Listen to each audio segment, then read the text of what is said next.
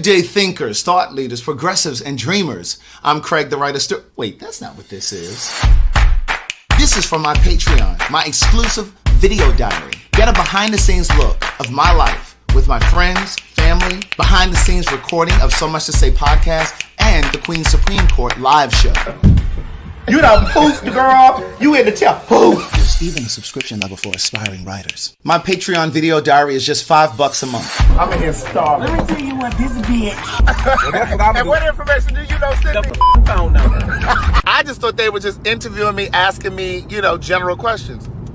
You got So join now. Visit www.patreon.com/Craig the Writer Stewart. Bye.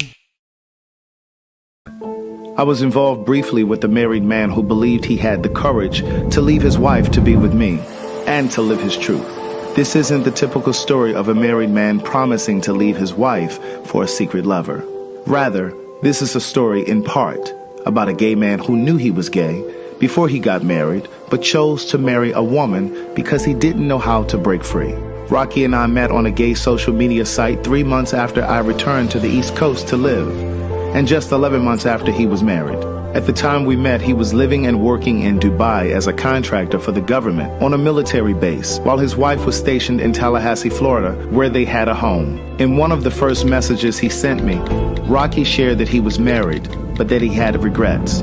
He explained that he had come out to his mother and siblings when he was 18 years old. He sat there. To listen to more of One Thing for Certain, Two Things for Sure, a memoir continued, visit audible.com. SayItInACard.com is an online greeting card company that delivers right to your front door.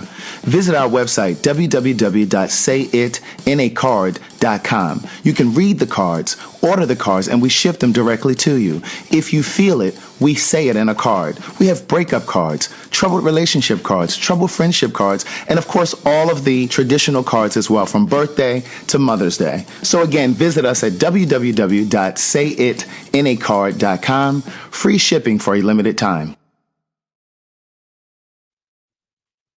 Hey girl, hey. Hey boy, hey. What's up, y'all? Good evening, good evening, good evening, good evening, good evening, good evening. Please hit the like button. Please hit the share button. Hit the subscribe button for those of you that have been watching secretly. I know who you are.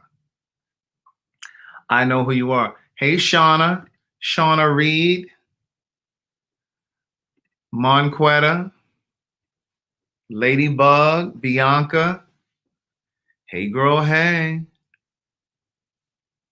What's up, Carla James, QB, Barbara Williams, Kimberly Dooley, Leandra, Wix Nola Candle Company. I left your candle right here on my desk, or Carlton's desk yesterday. He told me he was going to burn it today. I said, no, that's not for you. That's for me. You got your own candles. I was watching American Murder, and I had to stop it to come up here to do this live. But this is important because we're doing breast cancer awareness. It's Breast Cancer Awareness Month, and October it is. And so I have a special guest that's going to come on. And this is me texting her now. Just click on from your phone.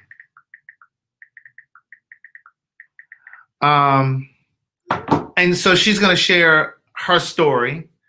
She is not a breast cancer survivor, but one of her good friends is. And so I want her to tell the story. And they're raising money because, as I've said to you guys over the past couple of weeks, that breast cancer awareness, they're not really raising as much money as they typically would because of the pandemic. So there are a lot of people that are not, there haven't been any walking or breast cancer walks. And so the fundraising has plummeted by like 50%. So hold on.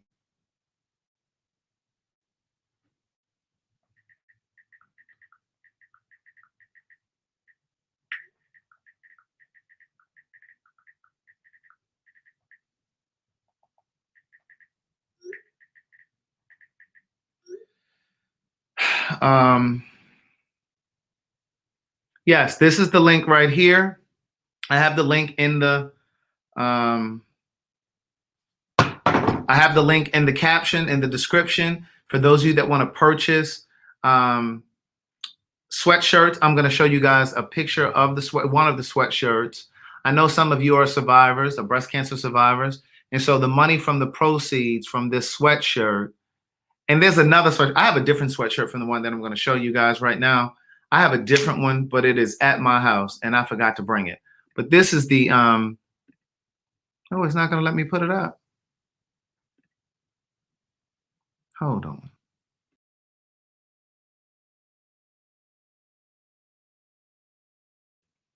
Well, you can't really see the sweatshirt, but one of them says the pink fit, and the other one has, maybe I can show you right here on the phone. That's what I'll do. This is kind of bootleg because I really wanted to show you in person. But anyway, this is one of the sweatshirts. Oh, you can't even see it because of the lighting. Oh.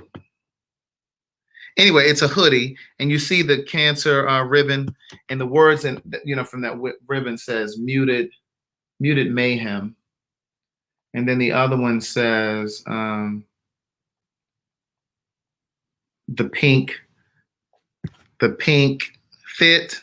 This is just a crew neck one. It's not a hoodie. But anyway, all right. So I want to bring on my friend Danielle. Danielle is a friend of mine from college. We met in college. We met at Hampton University, and she has started a podcast with her friend MJ, and the podcast is called Cocktails and Cancer. They have a podcast. It's free. It's available on all platforms where you can listen to podcasts. And then the link to purchase the sweatshirt or the hoodie, whichever one you desire, is here. And the proceeds go to breast cancer awareness. Danielle. Hi. First of all, hey everybody. So Danielle has on a sweatshirt. How do I look? You look good. Yeah, you look good. A sweatshirt. Yes, Danielle has stand up a little bit so they can see. I can see myself a little larger. Oh, honey. Well, I'm in Zoom wear. I have nothing on the bottom, but you can see the top. Okay, so let them see your arm. That's what I wanted them to see, was your arm. Oh, the arm says, can you hold on? I'm not familiar with this. It says, oh, it's a little lengthy. It says, no one fights alone. Mm-hmm. It's really cute. Actually, what's probably best is if I bring up a picture, or if you bring up a picture. I don't know how this thing works. I just brought up a Can picture. You share your screen? Yeah, but I don't have the sweatshirt here. That's what I was. But listen, it's. Oh, okay. Yeah, no problem. I mean, it's a cute little sweatshirt. It says "No one fights alone," and you were correct. I was watching you. It says "Muted Mayhem" in the breast cancer awareness ribbon, and then on the sleeve it has our Cocktails and Cancer logo. Right. So, and all of our proceeds go towards breast cancer awareness and breast cancer research. Mm-hmm. And yeah, that's about it. That's what's going on with Cocktails and Cancer. I'm very happy to be on with you right now. I was like, oh, he is so serious right now. Normally you all lighthearted and jovial. I'm like, is everything okay? That's why when I called you, I was like, you all right? What's happening? Well, no, what happened was I was downstairs. Watching this. First of all, I had an amazing dinner. I posted it on my Insta story. I did this ahi tuna steak. I pan-seared it. First of all, yes, indeed. I pan-seared it. First of all, I marinated it yesterday. Okay. I marinated it yesterday, and then I took it out today, and I pan-seared it, and we did sautéed spinach and a baked sweet potato. It was really good. But so I was watching this documentary downstairs. You always talking in. You're always speaking in we these days. Who's we? Oh God, Carlton and I. Oh, okay. So yes, I was watching. Wait, can you do me a favor? Can you send me this link? Are you hearing me? Okay. Uh-huh. Okay. It seems I like wish I could see my. I know you're seeing yourself. there's a slight A delay. slight delay. Mm-hmm. Can you? I mean, can you send me the link to my Gmail? I tried to do it, but something's going on with my. Maybe it's me that's causing that slight delay. Let me see. Because something is going on with the internet. Or you could send it to. Do you have my work email address? I got the Gmail. I just sent it. Okay.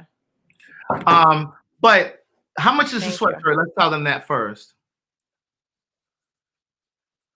The sweatshirt is. Hi, everybody.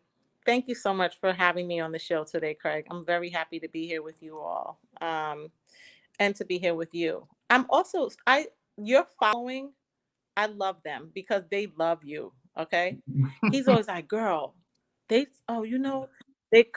come on, they like where you at, we want to see you. Oh, Craig, hey girl, hey boy, hey. They sent me. I'll be like, oh, where did you get that? Oh, somebody sent me. I'm like, oh damn, they take care of you. So thank y'all for taking care of my friend. Yes. So Appreciate you. So in order to get the sweatshirt, this is the link right here. It's scrolling on the bottom, and then Lola just put the link up there. It's cocktailsandcancer.com/shop. That will take you straight to the page. And how much are the sweatshirts? It's $50. Okay. And all of Cocktails. So we partnered with Muted Mayhem, which is a Black-owned T-shirt and hoodie sweatshirt line, and Muted Mayhem.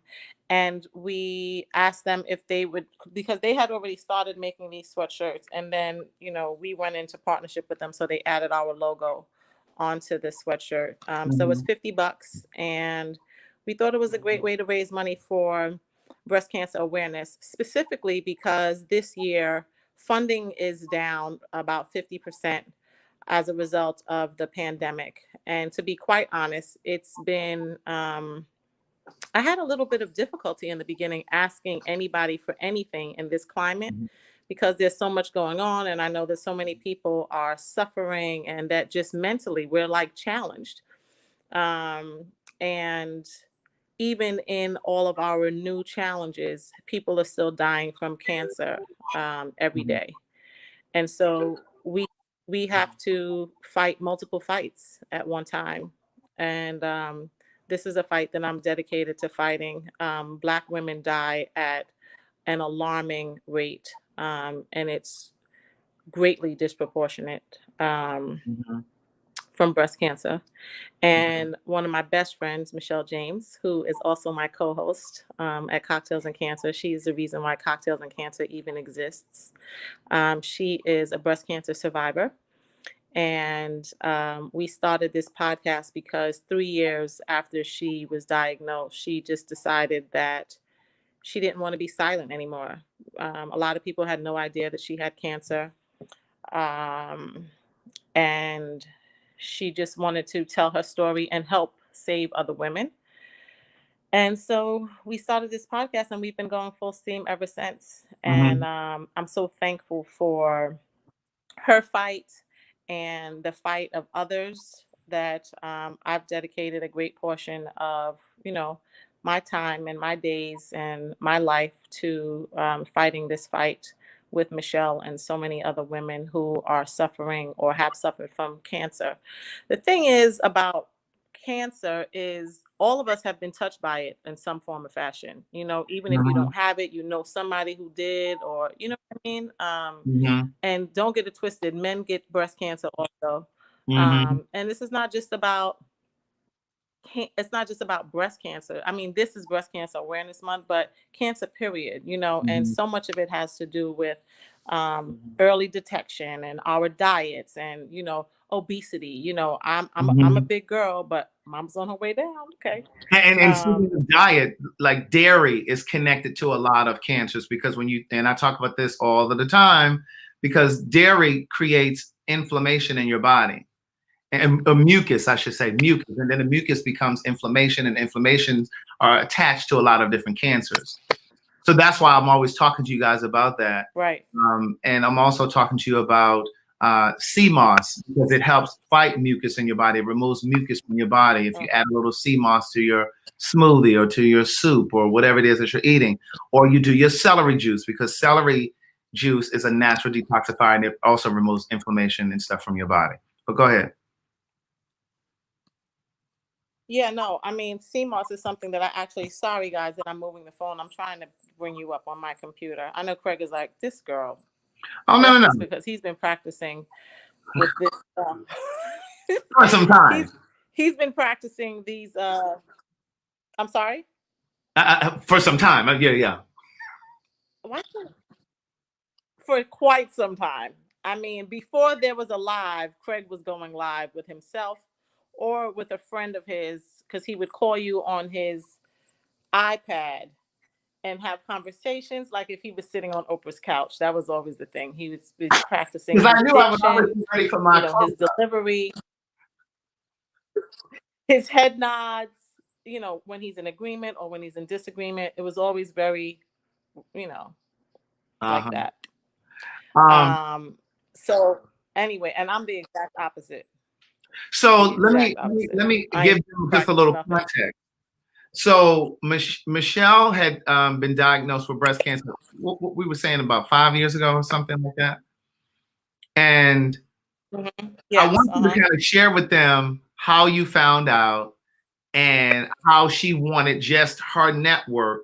And her network was just those handful of people that she told. You were one of the few people that she told. And she had a whole system in place for how she wanted you guys to support her. But then also she had things in place to make things comfortable for those of you that she had supporting her. So can you kind of, because remember you told me about the Starbucks card and, all those little things that she did. So kind of give them that story too. Yeah. So I remember the day and where I was when Michelle. Okay, so hold on a second. I'm coming in on my computer. Should I shut off on this, or what do you want? No, just come in on the computer and then I'll switch it over. And maybe that delay will be gone. We'll see. I don't know.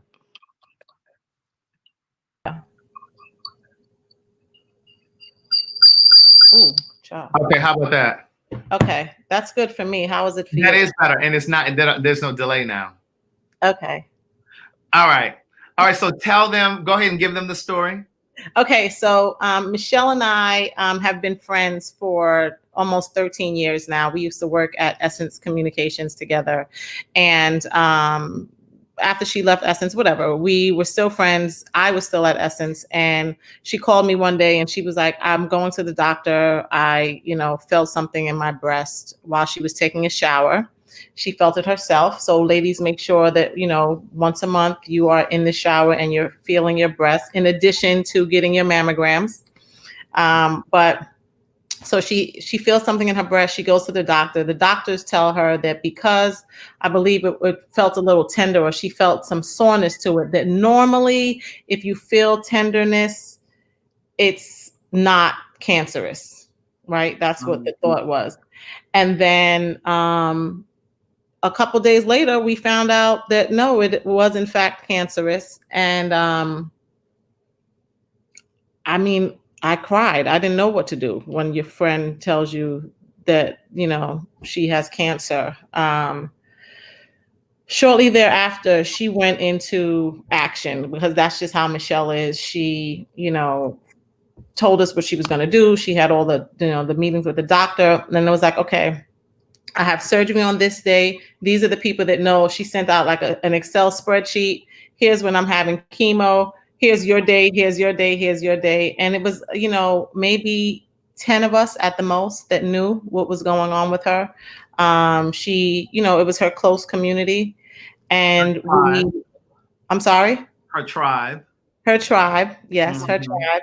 And so it was, I didn't realize how emotional it was until we started doing the podcast with one another. Because when you are living this with someone like Michelle, who is such a go-getter and she was determined to keep living, there was nothing about her that said, this is going to I'm going to stop. She Mm-hmm. was like, forget this. Like she bought a house. We, was still going on trips, traveling. I mean, she was still doing Michelle. So Mm-hmm. people were like, when people did find out that she had cancer, people were like, "What, Michelle?" Because nobody knew. You never saw like a lag in her life, like she's No, when you not from go the back to the time. outside. Yeah.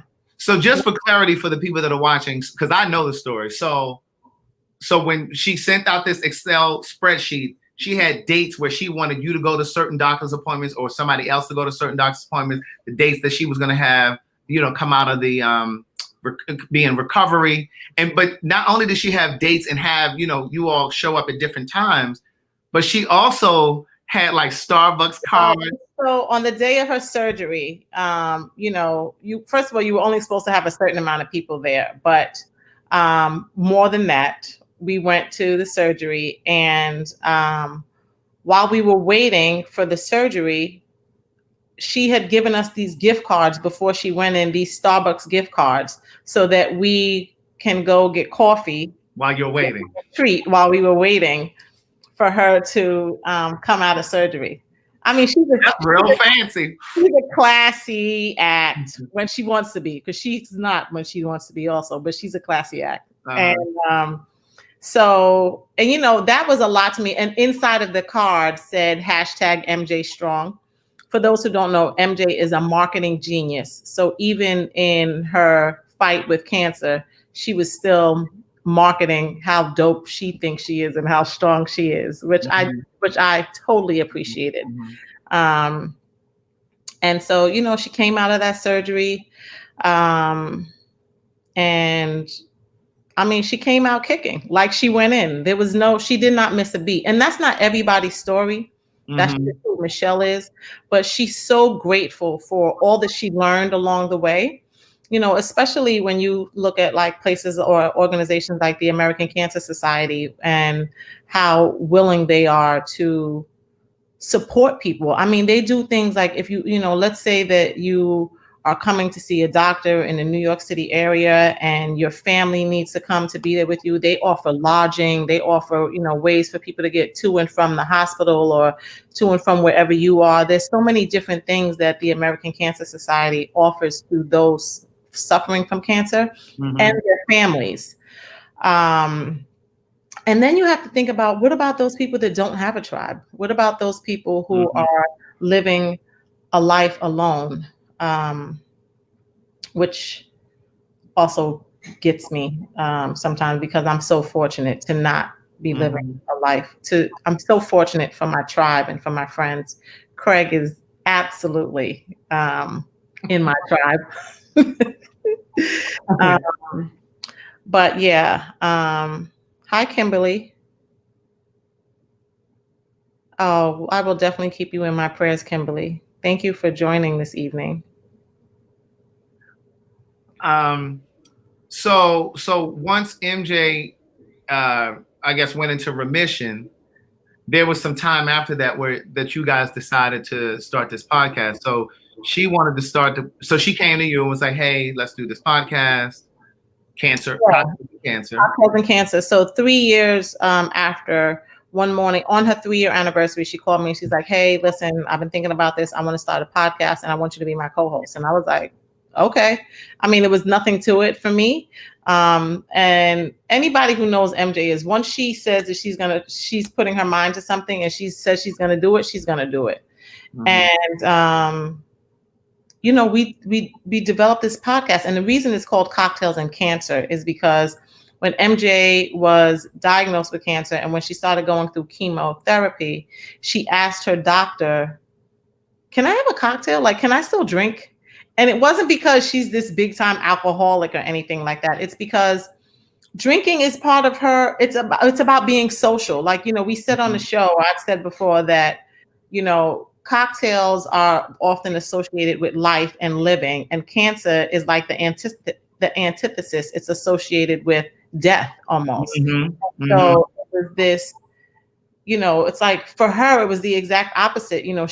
Cocktails were about her continuing to live her life. And the doctor told her, like, Is that important to you? And MJ was like, yes. And so the doctor said, well, if that's important to you, then we'll figure out a way for you to be able to have a cocktail, or it's really more like a glass of wine or something like that. Yeah. The process. But if your number, so like, let's say, for example, she had chemo on a Thursday. And if her numbers had come back that they weren't good because of her drinking or something like that, then the doctor was like, you can't go on with this. Right. You know, so she wanted to name the show Cocktails and Cancer because this is about a celebration of life. And what we learned as we went along in this, on this podcast road, is that not only is it a celebration of life, it's a celebration of sisterhood and being with one another and supporting one another. And I did not know just how important my friendship and my support has been to MJ through her cancer journey until we were on the podcast. You know, I was just being me. I was just being her friend. But, you know, she reminded me on the podcast just how important it was to her to have someone like me by her side. And I think that in life, that's something for us to remember, is sometimes just showing up for people, you have no idea how much your presence is needed and what it will do. You know, in the last couple of months, I went through some, you know, personal things. And what I've realized is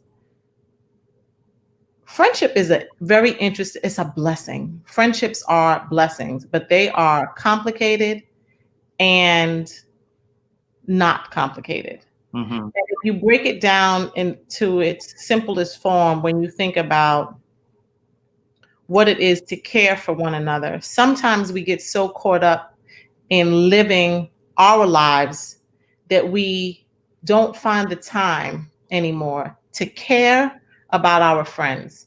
And I think that's why caring is so important, because it's really, there's effort that is involved with taking a minute out of your life to care for somebody, just to send a text to say, hey, how you doing? Are you okay? Or, you know what I'm saying? Just to call somebody and say, are you okay? We get so caught up in living our lives. And it's not that your friends don't love you anymore. It's just that they've been consumed with their life and they don't have the time to care. And maybe that's why caring to me is so important, because I like to take the time to care, because I know how important it is to feel cared for. So yeah. You know, and it's interesting that you said it, because I was telling them a couple of days ago that I have a cousin that's battling cancer now. It started off as breast cancer, I think back in 2015. And she either had part of the breast removed or the entire, she either had the lump removed or the entire breast removed. Well, it has since returned, and it's now in her liver. And they're saying, the doctors are saying, they're suggesting that she goes to hospice care. And so I called her, and this was my favorite cousin growing up.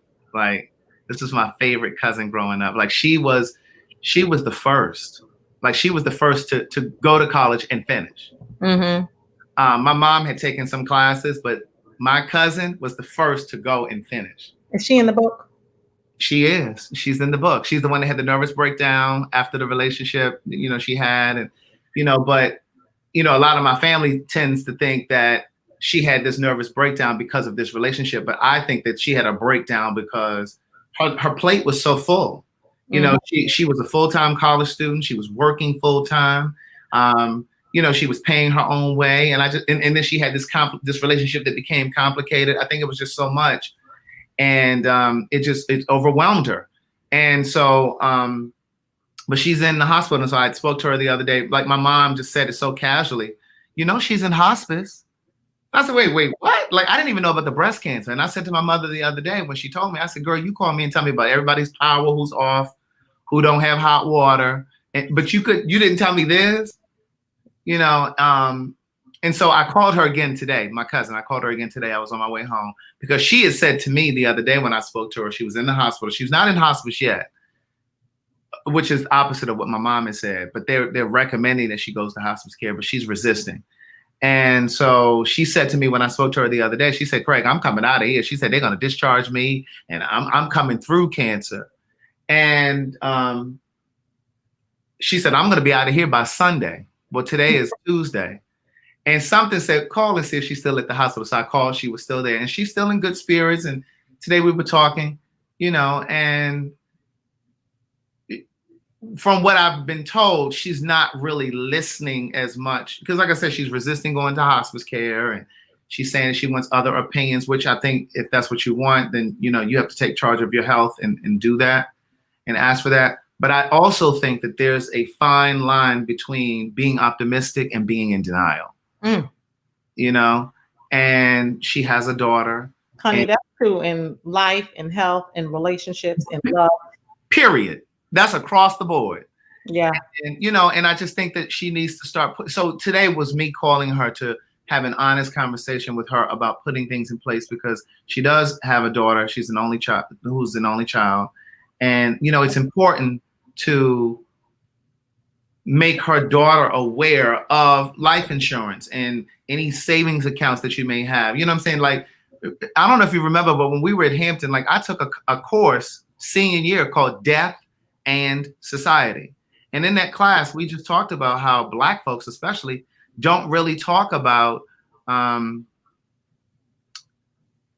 the stuff, the paperwork, the life insurance, or the wills. And my mother says to me, "Oh, Danny, this is the password to this or this is." I'm like, "Girl, you can keep that information. I don't want it. I don't want it." And that's ignorance.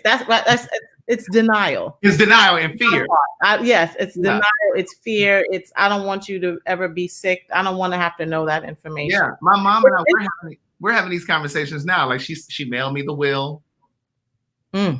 And, I think I shared with you the other day that she just sold a rental property that she had. It was not a rental property. It was really, for those of you that are listening and watching, it was a place it was an assisted living business is what it was. And so she sold that house. And so, she's talking to me about like, what to do with the money if, something, she doesn't live to spend it all. You know what I mean? Like we're having these conversations now, you know, because it's uncomfortable, and I can't imagine, her daughter is 32. And so my cousin, somebody asked how old is my cousin's daughter, but her daughter is 32. So, but these are the conversations that you have to have because you don't want your family members to be lost in trying to figure out, what to do. But, they're in this conversation. Well, first of all, I hope that your cousin has a speedy recovery with ease and grace. Yeah.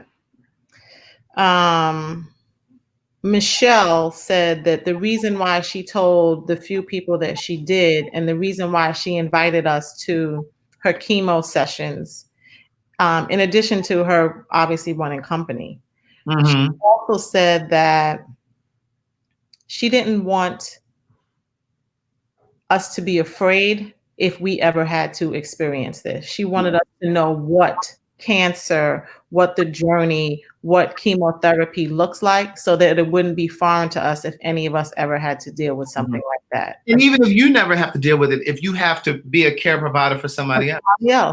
And one of the things that I've said on here so many times, I've said this so many times, and those of you that watch me, you've heard me say this. The lesson isn't just for you. Whatever it is that you're going through, that lesson is not, whether it's a heartbreak, whether it's you losing your home, whether it's whatever, that lesson isn't just for you. It's for whomever you make privy to your story. Now, I'm not saying you got to get on Facebook and blast out everything, but I'm talking about your tribe. When you have people close to you, and I think that's why I am the way that I am. When I have people close to me, I always try to I want people to know everything that I know. You know what I'm saying? Like the things that work for me, I want to share. I want to pass that on. But again, there are some boundaries, you know what I'm saying, with respect to certain things. But, the lesson isn't just for you. Yeah. I mean, you are a teacher in that sense. And it's not,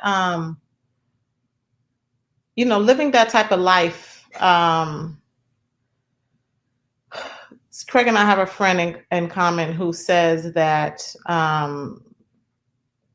the way that you live your life is your best ministry. You know, instead of always trying to be so vocal about who I am and I'm this and I'm that. It's like, no, the way that you live your life is your best ministry. And I think that Craig, you do a wonderful job of sharing the way that you are living and the way that you have lived your life to allow people to not necessarily learn from your experiences, but to share in them so that they can make their own journeys a little, so that maybe they don't feel so alone on the journey that they're on. And I think that we share that in friendship is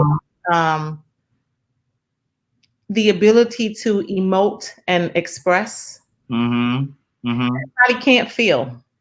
They do, but everybody doesn't know what they're feeling. Everybody doesn't know how to articulate the feelings that they have. And everybody doesn't know what to do with those feelings that they feel. Yes, honey. And let me tell you something. I have spent some time in the last couple of months doing nothing with my feelings. Literally, like, except feeling them. Sitting still and feeling and knowing that this feeling is going to go. It's going to come back, but it's going to go. The thing that remains the same through my feelings, through my emotions, are my principles. If you keep your principles above your emotions, you will be okay, because my principles involve my faith, you know, my ability to surrender, my ability to believe in God and in myself to get to the next stage. So yeah. And then weren't there some other things that MJ put in place too? Didn't she have like something at the house, or was it a trip or something? Seemed like it was something else along. Well, she found out about her breast cancer right after her 40th birthday. We went to Turks and Caicos, a bunch of us, for her 40th birthday. And then we came back. But she had all types. I mean, she bought a house. She had all types of parties. I mean, MJ is a big entertainer. She loved entertaining at her house. She bought this beautiful house in Jersey. She was still having parties and having everybody over. And I mean, we were living it up, and nobody knew that, except for a few of us, that she was battling cancer. She used to work for BET, and she is the marketer behind the New Edition story. Remember when that came out? Yeah, I ran into her. At the festival. I talked so much about that New Edition story. You guys remember the New Edition movie that was on BET? It was a 3-night miniseries. And I went to the premiere of the first episode. It was before they came on BET. DT and I, Terrence and I, went, and MJ was there. She was like, Craig. I was like, oh, what's up? And so we chit-chatted. But yeah, so she was still working and doing all of those things. And like when she finally allowed her tribe to talk about her experience, and you told me that she had survived breast cancer. And it had happened during that time that I ran into her. I was like, what? It happened then? You know, like because I had no idea. I had no idea. It was, and you know what? I didn't realize, and I told her this on the show, I don't think I realized how much going through that with her wears on you. You know, it's like, because I'm a little different than Michelle is. I am very, like I said, I'm expressive, and I do want to be able to share. But another thing about me is I'm a secret keeper. Yes. So you tell me a secret, and that is staying with me. And I internalized a lot of what she was going through because she didn't want to talk about it either. Because I've said to you before, you carry so many people's secrets, and I think that the pain of those secrets sometimes poisons you. And sometimes you're silently suffering, because I've been at Danielle's house before. I think the last time I was in New York, I don't know what the hell was going on with you. And I don't even know if we've ever talked about it, but you were just weeping one day. And I said, are you okay? Do you just need me to hug you? Or, you know what I mean? Like, you don't have to tell me what it is, you know. Correct. I remember that day like Did you ever tell me what it was, or we never talked about it? no, I never told you what it was. I never told nobody what it was. Right.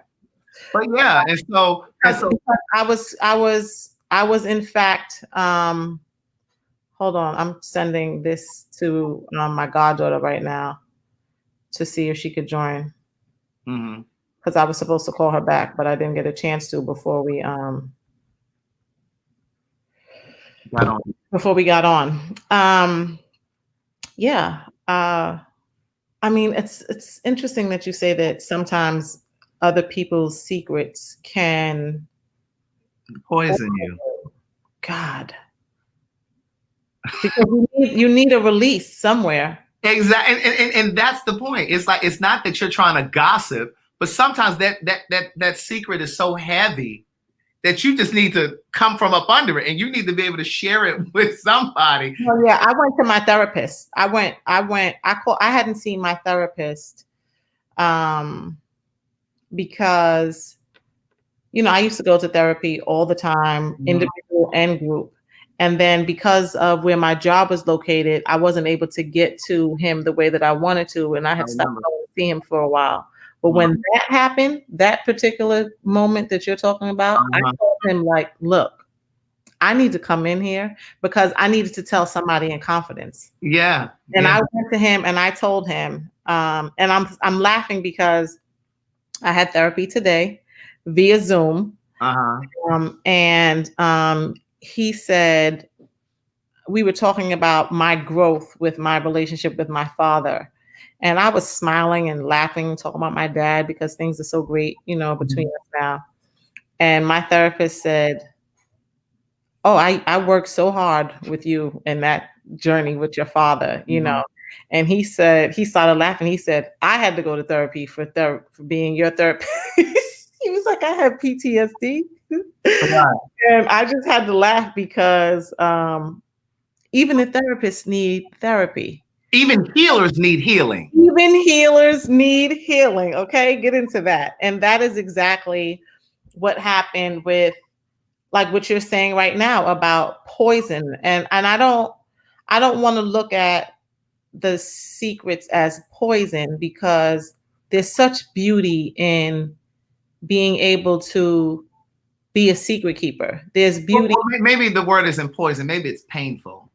It is painful. And so what I'm saying is even the secret keeper needs somebody to share their secrets with. Yes. And that's what I'm saying. It's not always about gossiping. And sometimes you just need to, because I remember the very first guy, you know the story, the very first guy that I fell for was HIV positive. I tell that story in my first book. And at the time I was, what year was that? That was 99. So I was 23. And I had never come that in close contact with anyone that was HIV positive, let alone someone that I had feelings for. And so I needed to be able to tell somebody, but I had nobody to tell. Yeah. You know what I mean? I had no one to tell. And it was just like, well, what do I do with this secret? And so, you know, everybody around me at the time, they wanted to guess like why the relationship didn't work, why it ended. And, you know, they were speculating. And I just really couldn't even satisfy their curiosity because it was more important to me to guard his secret because that was his story. That was his story to tell, not mine. Well, interesting that you just brought that up because you were just coming out. Yes. And then you were dealing with all of that. That was a lot to be going through at one time. You know, in the story of the coming out of Craig Stewart. But so somebody in the comments asked, are the sweatshirts true to size? And I would say that they are because I tried mine on. Well, I have on a large right now, and I just ordered a medium and received it. And the medium fits me lovely. But that's because Mama's getting a little smaller. How does it fit on your girl? Let me tell you, like I tell Carlton sometimes, you don't need nobody to suck your dick because you do a great job of sucking your own. Okay? Listen, sometimes if you don't, who will? Somebody. You don't need to wait for nobody to suck your dick. No. So how did you have on a large? How does it? Yeah, I have an large right now. The sleeves are good on me, and the sleeves are good on the medium too. They don't hit short. They're true to size. You don't, and the thing is, it's not cut big. They're sweatshirts that are cut Almost nicely. yeah. It's not. It's a slimmer fit. It's not a very baggy fit, and we were deliberate in that because, you know, hoodies are already a little bulky. This is not your typical, you know, chilling in the house on a cold winter's night hoodie that you want to snuggle up next to the fireplace in. Possibly if you want to look cute. This is not, you know, slouch wear. This is cute wear. So. And someone, my girl Linda Hudson, she's over in St. Louis. She's one of my faithfuls. Hi, Linda. She sent me $10 through Zelle today for you guys, but I don't like. How do you want me to? Oh, thank you. You could just take that $10, Craig, and donate it to the American Cancer Society. Or I'll send you the link because we're also raising money. So last year, Michelle and I, we partnered with, I think we're the first podcast to represent American Cancer Society in at the Breast Cancer Making Stride Walk. And last year we walked in the park. It was beautiful. All our friends and family came out. We walked the 4 miles. It was great. This year, because of the pandemic, unfortunately, we can't do that. And so, like, I walked around my neighborhood on the 18th, which was this Sunday. A lot of other people did other things, but this is one of the things. This sweatshirt is one of the things that we wanted to do to help raise money because we couldn't do it in the regular manner in which we did before. Right. And last week, 2 people gifted 2 books, and I gave 2 of them away, but I forgot to give the other 2 away. So what I was thinking today was I can gift 2 books to 2 people who purchase a hoodie. So you got to purchase a hoodie. Now, how do I? Well, I would also like to. What was the young lady's name who just came up and said Keisha? The one that said, well, she's has breast cancer. Mm-hmm. I can't remember her name. Are you still in here? I can't remember her name. I don't think it was Keisha though. For some reason, I want to say it was Yolanda, but I may be wrong. No, Keisha was the first one that I saw that I said. Let's see if she's still in here. Right. But yeah, so I can. I want to gift to. Oh, it was Kimberly. They said her name was Kimberly. Oh, Kimberly. Kimberly, you still in here, niece? So, like, if you know, if there's somebody in here that want to 2 people in here who want to purchase hoodies, I can gift a book for each of those people too, because you know sometimes people feel like they want to feel like they're getting something more. So you'll get 2 things for the price of 1. So you'll get the book and you'll get the hoodie. I appreciate that. And then what I was gonna say is I would love to send Kimberly a t-shirt out. That's just my donation. Okay. Because I want to send one to Kimberly because I appreciate her chiming in and letting us know that she's right. You know what I appreciate? I appreciate her having the courage to ask for our prayers. Because oftentimes we, especially Black women, we tend to think we got it all and we just gonna pray alone in a corner by ourselves. And I just really felt her when she asked us to please pray for her. So I hope that you're still on here, Kimberly. Yeah, I'm scrolling through here. I don't see her name anymore.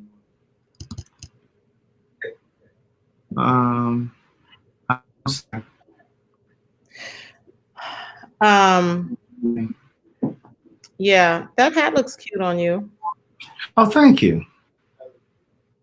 Yeah. You didn't hear him. You heard him? What he said? He talking about I look cute on you. Oh, okay, Carlton. Well, our time is running there. Don't worry, you'll have a multi. Settle down, Carlton. Settle down. I'm gonna situate my situation in the shower. Oh, let me tell you something. You know Sarah, my friend Sarah. Yeah. Sarah got married today in Amsterdam. Really? She got married today in Amsterdam, and she sent me the Zoom link. She didn't send when she was getting married. She sent it afterwards. They recorded it, and she sent me the Zoom link.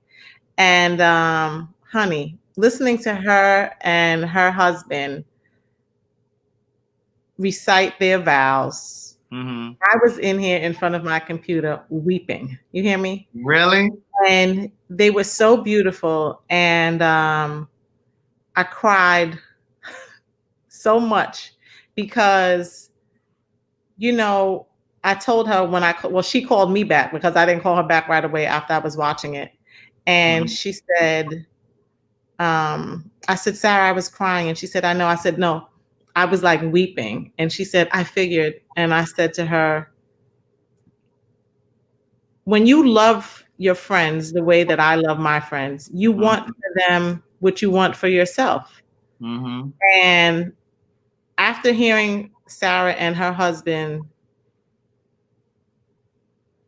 speak to each other the way that they did today, I literally said out loud to God, thank you for, hey G, I literally said out loud to God, thank you for blessing them with each other, you know, for allowing them to find each other and love each other like that. Because I mean, it's their love and they are just so happy. And I thought about that just now because I love Sarah and she's heavy on my mind right now. And I'm happy that she's in love and that she's married.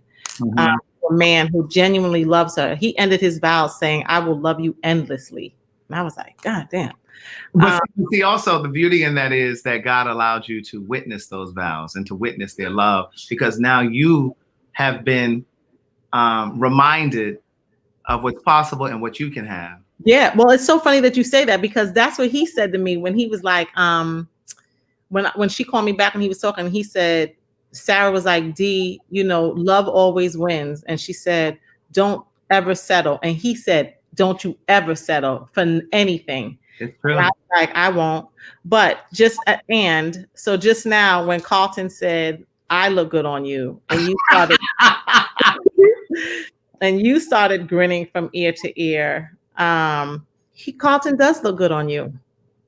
Because it's been a long time since I've seen you beaming about love and about a man. You beamed about other things, but beaming about love is something different. And it makes me all warm and giddy and happy inside to see you be you. And you be loved on. Like I have yet to meet Carlton face to face, but I love him for loving you and for waking up you know? Waking up that part of me that had kind of went dormant. Yeah. Yeah. You know, and it's funny that you said it because I was either thinking today or I think it was yesterday. And I was just thinking like how grateful I am for not settling. Because you know, the reality is, I think sometimes, and I talk about this in Book of Jewels. I can't wait for you to read Book of Jewels because we need to have conversations about that. We do. Well, let me tell you something, honey. My mother was here the other day. I'm looking at it. You told me she started reading it. She started reading it. You told me to go online and order, and I didn't do it. I got my book right here. Right. For those who don't know, I wrote the foreword. Yes, Danielle wrote the foreword in Book of Jewels. Get it. And Danielle was also in my first book. She is, what's your name in the first book? She's the one I say she always would be around campus and her head would be bouncing and behaving. What was your name? I was still perming at the time, but it bounces and behaves now, honey. Right. I can't think of what your name is in the my name was, I don't know, but there were a few scenes that we could give you on who I was. Anyway, okay. Go ahead. So Capri, somebody said Capri. Yes. Be known. Yes. Okay, Cherie Green. It's Capri. Cherie, you better remember that. But yes, Capri, that's it. But P. Marcel remembered too. But I was just thinking today or yesterday, like I'm so grateful that I didn't settle. And I just think about now versus times where I was trying to fit things or make things fit. But when it fits, it just fits. You know what I'm saying? And there aren't things that you have to do to try to force it to fit. because you're not the only one that's putting forth the effort. And one of the things that I know to be true is effort is the only way to communicate interest. If a person isn't putting forth effort, then they're not interested. You don't have to do all of the work. And the way that I was saying it prior to meeting Carlton was, I need somebody that's going to meet me in the middle. Like, I'm tired of doing all of the heavy emotional lifting in the relationship because it's not my responsibility to do it all. And after a while, when you're doing all the heavy lifting, you start to resent them. Exactly. And then in that poem that you wrote years ago, you probably don't even remember. You said, "Kiss me, tell me you love me, and don't look back." And don't look back. The guy that I wrote that about called me today, honey. Hey, Lulu P. Thank you. Yeah. Listen, because let me tell you something. People could talk a good game. Oh wait, Michelle, is she looking at this? Oh, MJ said conversation is so good. Hi, James. Hey, MJ. She's not feeling well, although she would have definitely been on here, guys, but she's not feeling well today. And she was like, it takes effort to be on, because she's a perfectionist. So she didn't want to come on here dragging. She wanted to give y'all bright and bubbly MJ. But I was going to tell you, speaking about effort, a man who shall remain nameless, but the only man that I dealt with when we were at Hampton. Honey, talking about effort, it's like, oh yeah, I want to, let's see what's happening and da da da. And then it's like fumble. No effort. And it's like, I don't believe you. You talk a good game, but I don't believe you. And it's just sad when people, we too old for that shit. Either you in or you out. Exactly. But I mean, so here we are. I'm going back to what I said about Carlton saying that he looks good on you. Oh, right. I'm happy that he knows that he looks good on you. Oh, he knows. You know it too, clearly. Oh, he knows. But yeah. I miss you. I'm so over this pandemic. I know. I miss you. Jump on a plane and come to Atlanta. I know, because we would have seen each other by now. Absolutely.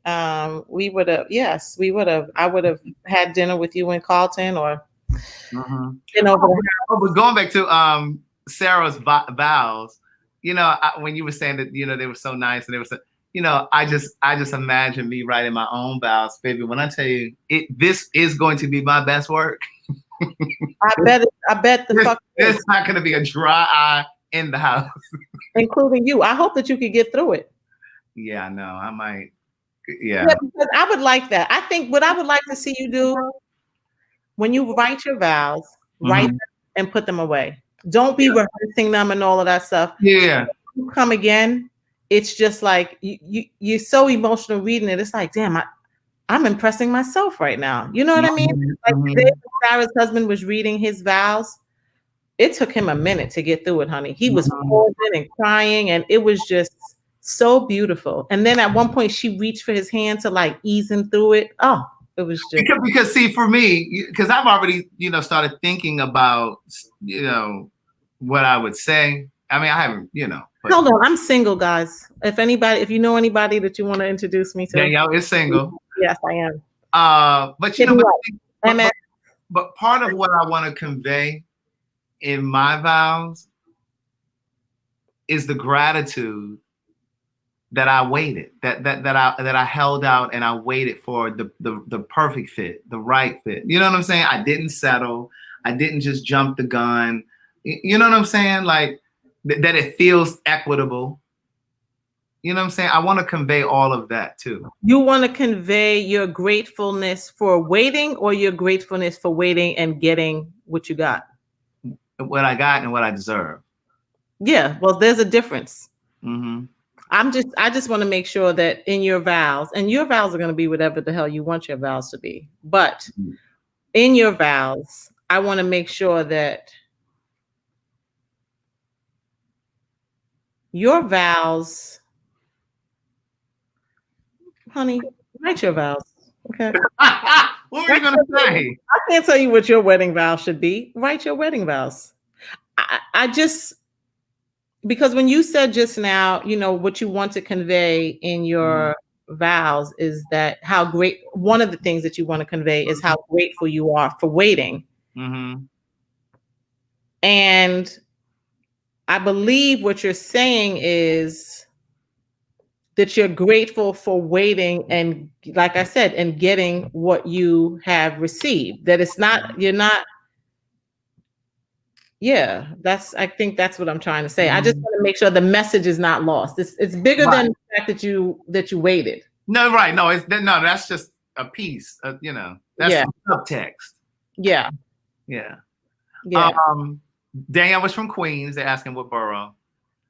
Yes. How did they know I was from New York? Did I say that already? Girl, you think you don't motherfucking sound like you from New York? I say good day thinkers, thought leaders, progressives, and dreamers. My people are thinkers. And I didn't say that. Good day thinkers, thought leaders, progressives, and dreamers. I'm Craig the Writer Stewart, and this is the Facebook and YouTube live versions of So Much to Say. These are my thoughts in my voice on black shit, white shit, gay shit, and everything in between. But yeah, but no, they know. Oh, yes, I'm from New York. I'm from Queens. But anyway, listen, we're going to get off of here now. We want you guys to go ahead and support the hoodie, either the hoodie or the sweatshirt. All of the proceeds go towards American Cancer Society, breast cancer awareness, and breast cancer research. You can find us at Cocktails and Cancer on Instagram, and you can also find me at MSDBrown98 on Instagram. And then tell them where you can find your podcast. Because the podcast is everywhere you find podcasts. Apple, Spotify, SoundCloud, you name it, we're there. You could find us there. If you listen to the podcast, start from the beginning. Trust me. The first episode. The first episode, season 1. And I'm on one of them. What am I on? Episode 5 or something? You're in season 2. Are you in season 2 or season 1? I don't know. You're in season 2. You're in season 2. Oh, that was a good one. Remember MJ and I got into that big argument? Yeah, they recorded it at my house here in Atlanta. We were here, and they got into this huge argument. Oh, it was just a mess. But it was a good. It was a good mess. I love you. I love seeing you. Thank you for allowing us to share it on your platform. Absolutely, I love you too. And thank you, thinkers and thought starters, for loving my friend Craig. Hi, Lorianne Powell. Thank you. So listen, if you guys have someone that you know that's going through cancer, maybe this will urge you to reach out to them, to call them, and just to see how they're doing, or send them a little grocery over to the house, or something. Yeah, just say hello. Or even if you know somebody that is not going through cancer but's going through life, how about that? Pandemic. You never know what people are going through. And sometimes just a simple hello, how you doing, will change a person's life. Remember and then I'm gonna go. Remember in that show on TV, A Million Little Things? That's one of my favorite shows. Honey, I mean, the man was about to kill himself until his friend called. And the other one did kill himself. Exactly. Mm-hmm. So yeah, check on your friends, y'all. Yes. All right, listen, have an amazing night. Brush your teeth, floss your teeth, brush your tongue, say your prayers. Brushing your teeth. I got a water pick, honey. Really? I got a water pick too. You don't like it? Remember Amazon Prime Day? I bought a water pick and I am enjoying it, Craig. I have one, but it splashes all over the place. It does. You just have to learn. I know you know how to control your mouth when something's in it. All right, guys, have an amazing night.